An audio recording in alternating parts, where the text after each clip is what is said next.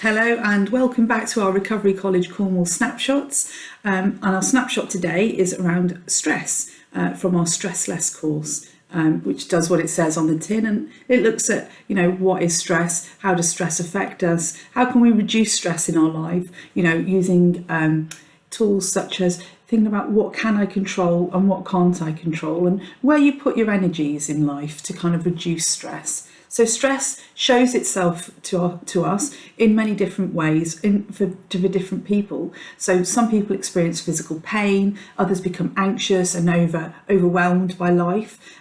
So it's really important for you to when combating stress, to really understand how it affects you personally, and what are the tells within your system that show that you are feeling stressed.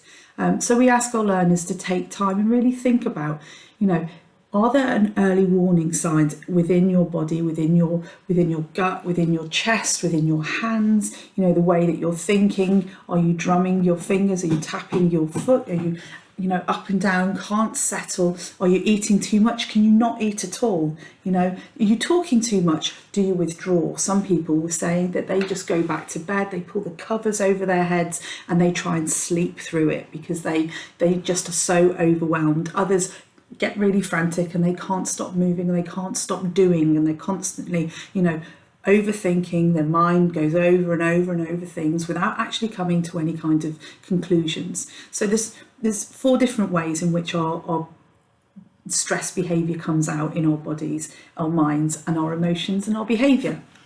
So in the body, we're looking at fatigue, headaches, taut muscles, so holding yourself really tight, skin irritations, people get psoriasis, eczema, patches of skin that just get really itchy, which can be really quite distressing.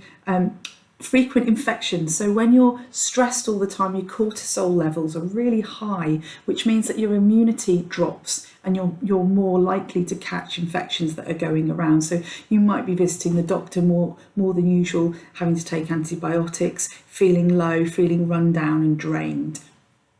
And contracted breathing. Lots of people talk about feeling like their breathing is really tight and control, control within their body is not what they'd like it to be, where they can't just draw a really deep breath to kind of enable them to kind of start that breathing process to calm. In the mind, where people start worrying, they start, overthinking things, or having foggy thinking, not being able to really keep a thought in their heads, and could ask a question and what did you say? I can't. And that can be really distressing as well, especially, normally we just like go through life and you can, I'd like a cup of tea, but not being able to make small decisions can be quite distressing as well. Hasty decisions. If you're in a kind of manic phase where you're feeling like you can't sit still, and you're like, yep, let's just do it. That'll make it better. I'll just buy that. And afterwards, when things have calmed and the stress levels have reduced, you might think, what did I do that for? And then that can really have a knock-on effect to your confidence and self-esteem, because you feel, why did I make those silly decisions? Why can't I just do things like other people and, have a measured response rather than this like panic buying? Impaired judgment, again, making decisions in life that aren't the best for you because you're not in a place to make good decisions. So stress is affecting your ability to have good judgment in situations, and that can potentially put a person at risk or put them in a difficult situation. In behaviour, substance abuse can be quite common, where people feel the need to self-medicate or have a drink or use recreational drugs to kind of control what's going on because it's just too difficult, and not wanting to admit by going to the GP or seeing a mental health professional that this is the way that they're feeling. And so, substance abuse can be an indicator of feeling overstressed. Loss of appetite, people feeling anxious. As we know, there's a huge connection between the mind and the stomach through the vagal nerve, and that's why we feel lots of things in our stomach when we're feeling stressed or anxious or worried, because, there's that link, and we get those kind of like churning stomach, and it feels sick, you can't eat. And so loss of appetite can mean a drop in energy levels, trouble sleeping. It has such a knock-on effect.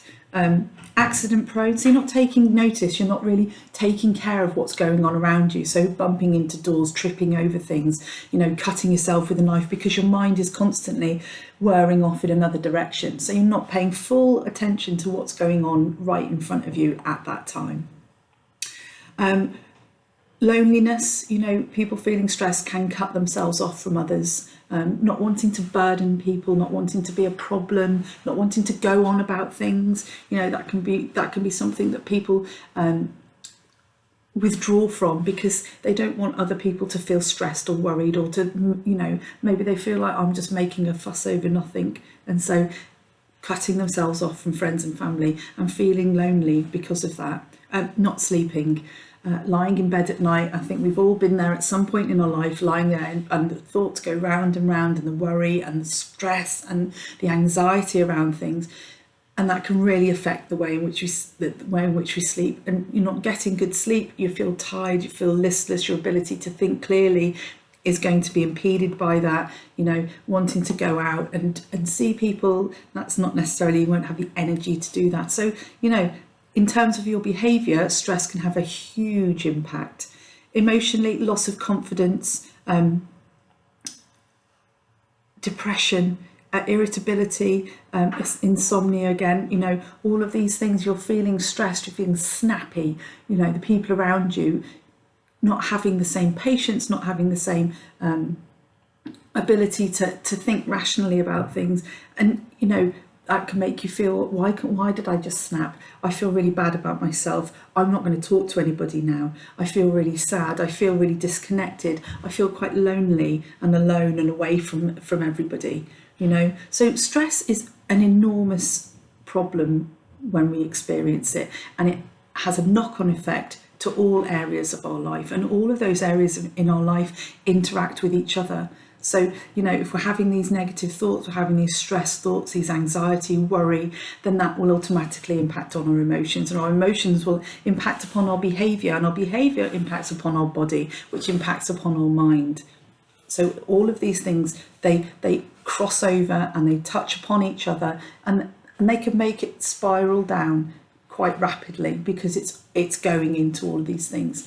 So it's really important when you're trying to implement any of the strategies and tools that we work through at Recovery College, that you'll recognise when you're having those warning signals that you're beginning to feel stressed.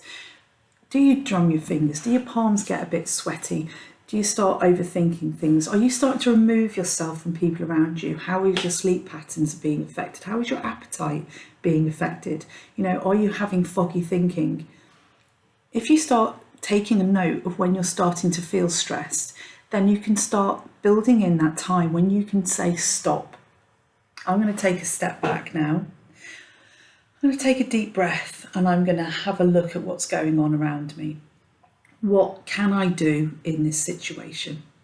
So recognising those early warning signs of stress that are affecting you individually is a really important part of that process, and one that we recommend that everybody gets in tune with. Get in touch with yourself, get in touch with how you're reacting and how you're reacting to and reacting from what's going on around you. Then you will have a small space in time to take that step back, take that breath, and really think about what's going on and how can you combat the stress and how can you stop it from getting any higher. Okay, thank you for joining me. I hope to see you again soon.